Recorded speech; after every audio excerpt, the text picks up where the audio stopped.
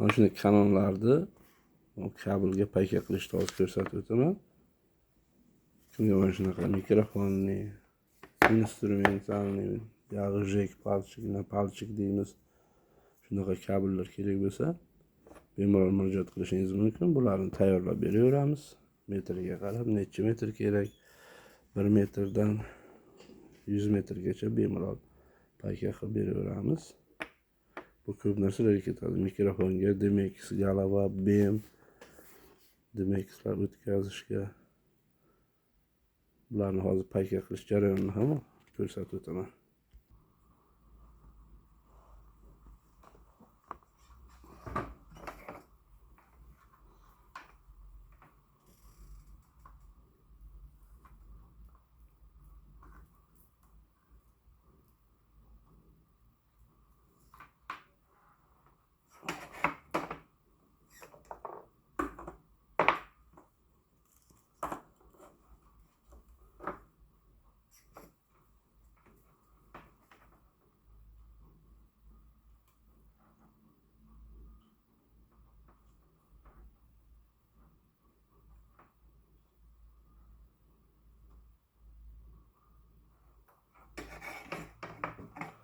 Mana shunday qilib kabel uchini olib boqib oldik.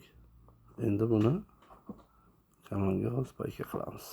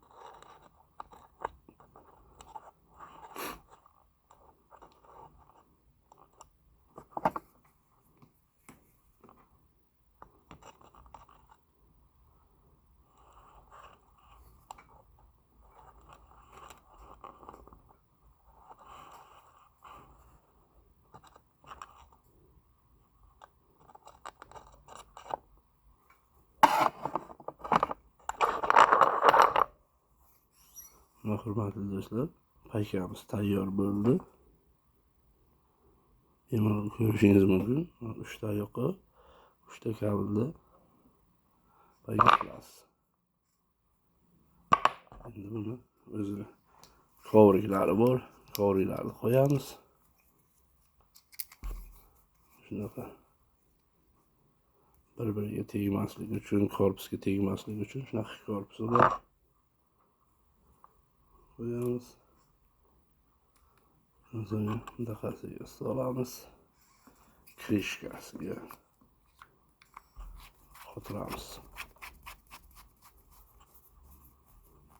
Do'stlar, kabelimiz tayyor. Mana do'stlar, ikki tomoni ham tayyor bo'lgandan keyin papa mama kanon bu mikrofonli kabel bo'ldi. Buni bir testerda tekshirib qo'yamiz. Tekshirib qo'yganimiz o'zimizga yaxshi. Chunki apparaturaga ulab buni mana shu teshigiga solib qo'ysak, bo'ldi, o'tkazdirib beryapti, bor. Boshqasiga mana tegmayapti. O'rtasiga solamiz, o'rtani tekshiramiz. Bor. Ikki chetda yo'q. O'rtada bor. Bu chetini tekshiramiz. Oyoqda bor, bunisida yo'q, bunisida yo'q. Demak, kabelimiz yaxshi ishlab turibdi. Bemalol endi buni 10 metrlik kabel egasiga topshirib bersak bo'ladi. Sizlarga ham shunaqa kabellar kerak bo'lsa, bemalol murojaat qilavering. Surxondaryo, Termiz, Allegro. Men durman o'sha. Rahmat, sog' bo'ling.